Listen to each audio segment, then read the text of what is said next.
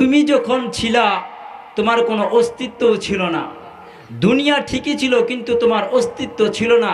অস্তিত্ব তো দূরের কথা, তোমার নাম গন্ধও ছিল না। হ্যাঁ ছিল, কিসের মধ্যে ছিল? মিম্মা ইম্মাহিন, এক ফোঁটা নাপাক পানির মধ্যে। সলবি আবি কাওয়া ইবি উম্মিক, তোমার বাবার পিঠ আর তোমার মায়ের বুকের মধ্যে ছিল। জামাতু ফি বাতনি উম্মিক, আমি মহান রব্বুল আলামিন তোমাদেরকে ওই জায়গা থেকে জমা করেছি। গসাইতু ফিল গিসা, পর্দা দিয়ে আবরণ করেছি। ফি সালাসি জুলুমাত, তিনটি অন্ধকারের মধ্যে আবদ্ধ করেছি। একটি অন্ধকার না, তিনটি অন্ধকারের মধ্যে আমাকে আপনাকে আল্লাহ তাআলা আবদ্ধ করেছেন। এরপরে আল্লাহ তাআলা বলেন আখরাজতু, আমি আল্লাহ তোমাকে ওই জায়গা থেকে বের করেছি। কার মাধ্যমে বার করলাম? এক ফোঁটা নাপাক পানির মাধ্যমে আমি আল্লাহ তোমাকে অস্তিত্ব দিয়ে দিলাম।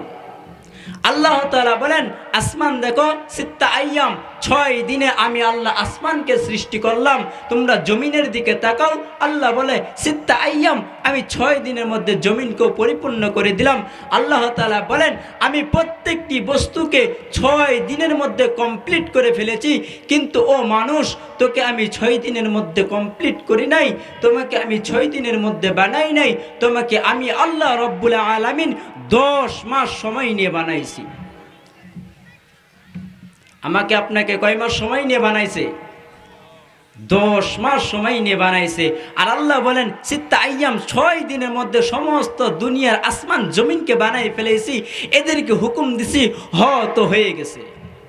মানুষদেরকে আল্লাহ তাআলা হুকুম দিয়ে বানাই নাই, মানুষদেরকে আল্লাহ তাআলা এক ফোঁটা নাপাক পানি থেকে সৃষ্টি করলো।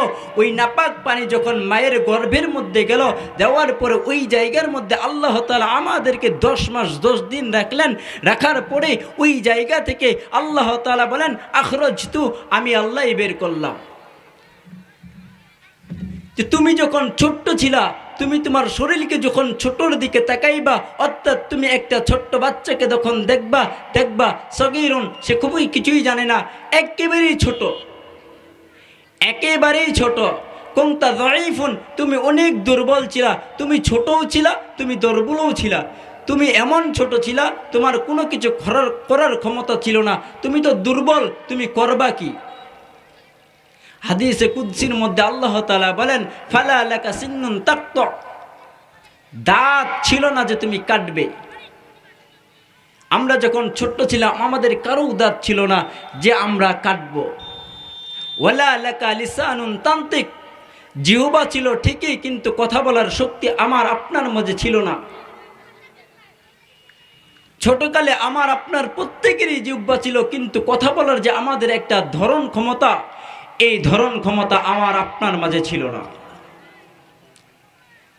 গ্রামটা ভেটনার যুবক, একটু কথাগুলো বুঝেন যে আমরা দুনিয়ার মধ্যে থাকার জন্য আসি নাই, আমরা দুনিয়াতে চিরকাল থাকবো এমনটাও না। যুবক এটা বুঝো, ভেটনার মধ্যে আমার আপনার মতনও যুবক ছিল, মনের মধ্যে অনেক আশা ছিল, চোখ ভরা স্বপ্ন ছিল। হয়তো ওই যুবক দুনিয়া থেকে বিদায় নিয়ে চলে গেছে। হ্যাঁ, এইরকম একদিন আমাকেও আপনাকে দুনিয়ার সফরকে ভেদ করে, এই দুনিয়ার সফরকে শেষ করে আমাকে আপনাকে আল্লাহর ডাকের মধ্যে সাড়া দিয়ে ওই পরপারের মধ্যে পাড়ি জমাইতে হবে। ও যুবক, একটু বুঝেন, একটু কথাগুলো লক্ষ্য করে শুনেন যে মহান রব্বুল আলামিন আমাকে আপনাকে দুনিয়ার মধ্যে পাঠাইলো, তো পাঠাইলো কি জন্য দুনিয়ার মধ্যে পাঠাইলো? শুধু নিজে আরাম আয়েশ করব, নিজের মনের আশাগুলোকে পূর্ণ করব, নিজের চাহিদাকে পূরণ করব, এর জন্যই কি আপনাকে আমাকে আল্লাহ তাআলা দুনিয়ার মধ্যে পাঠাইলো? বলে না না না, এই জন্য আমাকে আপনাকে দুনিয়ার মধ্যে পাঠাই নাই, আমাকে আপনাকে দুনিয়ার মধ্যে পাঠানো হয়েছে এই জন্য যে বান্দা তুমি আল্লাহর ইবাদত করবা আর আমার আল্লাহর হুকুমের গোলামের তাবেদারি করবা। বুঝতে কষ্ট হচ্ছে? বোঝা যায়? এই এলাকার মধ্যেও এরকম যুবক ছিল যাদের মন ভরা আশা ছিল, চক্ষু ভরা স্বপ্ন ছিল, আমি এই কাজটা করব, ওই কাজটা করব। হয়তো ওই যুবক এখন অন্ধকার কবরের মধ্যে পাড়ি জমাইছে। চিন্তা করে দেখেন, এই দুনিয়ার জমিনে সেও আসছিল, আমিও আসছি, আপনিও আসছেন। আমাকে আপনাকে প্রত্যেককে এই দুনিয়া ত্যাগ করে পরপরে পাড়ি জমাইতে হবে। ওই পরপরে আমরা যখন আপনি পাড়ি জমাইব, পাড়ি জমানোর পরে মহান রব্বুল আলামিন আমাদের কাছে ফেরেশতা পাঠাইবেন, ফেরেশতাদেরকে প্রশ্ন করার জন্য পাঠাইবেন। আমি আপনি যদি দুনিয়ার মধ্যে ভালো কাজ করি, আমি আপনি যদি দুনিয়ার মধ্যে বদ কাজ করে থাকি, ভালো কাজ করলে ভালো কাজের ফল পাবো, খারাপ কাজ করলে খারাপ কাজের ফল পাবো। আল্লাহ রাব্বুল আলামিন আমাদেরকে দুনিয়ার মধ্যে দুইটি দিক দিয়ে পাঠাই দিয়েছেন, একটি ভালো দিক, অপরটি খারাপ দিক। যদি ভালো দিকের দিকে চলতে যাই তাহলে ভালো ফলাফল পাবো, আর যদি খারাপ দিকে চলতে চাই তাহলে খারাপ ফলাফল পাবো। যদি ভালো দিকটা অনুসরণ করি হয়তো জান্নাত পাবো, যদি খারাপ দিকটা অনুসরণ করি হয়তো জাহান্নাম পাবো। ফারিকুম ফিল জান্নাহ, এই জান্নাতের রাস্তায় যদি আমরা চলি হয়তো জান্নাতকে অনুধাবন করতে পারবো। ও ফারিকুম ফিস সাইর, এই রাস্তার মধ্যে আমরা যদি চলি তাহলে আমাদের জন্য জাহান্নাম অনিবার্য। আজকে আমি আপনি কার ধোকায় পড়ে এইরকম কে আমাদেরকে ধোকা দিল, যে ধোকার কারণে আমি আপনি আজকে রবকে চিনতেই পারি না। রব ডাক দিল আমরা যাই না, মনে করে রব কখন ডাক দেয় আমাদেরকে, রব আবার কখন ডাক দিল বলে রব তো ডাকে না, মুয়াজ্জিনই ডাকে। কিন্তু মুয়াজ্জিন ডাকে, বাক্যগুলো তো আল্লাহ তাআলার পক্ষ থেকে। আল্লাহ তাআলা তো ওই বাক্যগুলোকেই মাধ্যম করে দিয়েছেন যে ওই বাক্যগুলো মুয়াজ্জিন যখন মসজিদের মধ্যে আজান দিবে, ওই আজানের মধ্যে তোমরা মনে করবা আল্লাহ তাআলাই ডাক দেয়। আজকে আমি আপনি কার ধোকায় পড়ে আমরা আল্লাহকে ভুলে গেলাম। যখন আমি আপনি এই সমস্ত কিছু সব কিছু ভুলে গিয়ে আল্লাহ তাআলাকে মনেই রাখি না, আল্লাহ তাআলা থেকে দূরেই চলে যাই, তখন আল্লাহ তাআলা আমাদেরকে সকলকেই ডাক দেয়, বলে ইয়া আইয়ুহাল ইনসানু মা গররাকা বিরাব্বিকাল কারীম আল্লাযী খালাকাকা ফাসাওয়াকা ফাআদালাক। সবকিছু ভুলে গেলাম, সবকিছু তো আল্লাহই দিল, যার অস্তিত্ব দেওয়ার কারণে আজকে আমি আপনি যুবক হইতে পেরেছি। কেউ বৃদ্ধ হয়ে গেছেন, যৌবনকাল পাড়ি দিয়ে কেউ বৃদ্ধ হয়ে গেছেন, কেউ যুবকের মধ্যে আছেন। দেখেন, চিন্তা করেন, আমি আপনি যখন শিশুকালে ছিলাম, শিশুকালে আমি যখন ছিলাম আপনার আমার কোনো অস্তিত্বই ছিল না। হাত ছিল বটে কিন্তু ধরার ক্ষমতা আমার ছিল না, আমার পা ছিল বটে কিন্তু আমি পা দিয়ে হাঁটাচলা করব এরকম শক্তিও আমাদের ছিল না।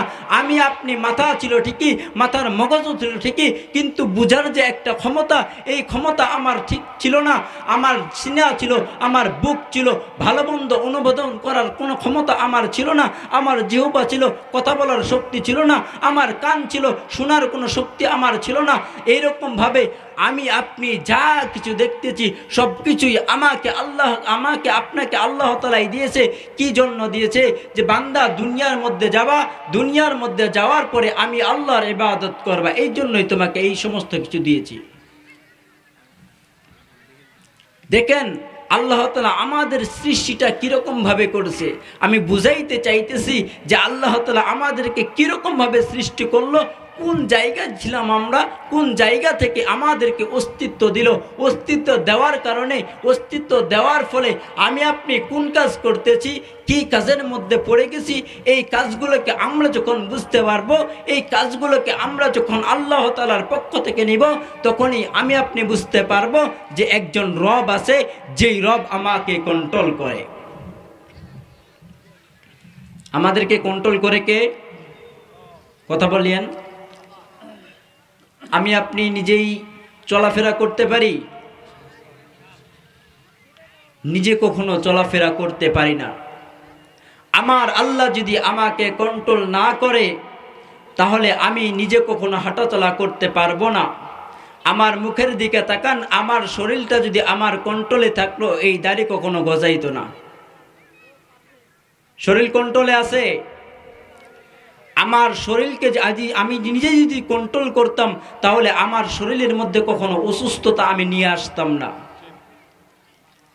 আমার শরীরকে আমি যদি কন্ট্রোল করতে পারতাম তাহলে কোনো মানুষ তার কিডনির মধ্যে সমস্যা দেখা দিত না, কারো কিডনির পয়েন্ট কমে যাইতো না, কারো কিডনির পয়েন্ট বেড়ে যেত না।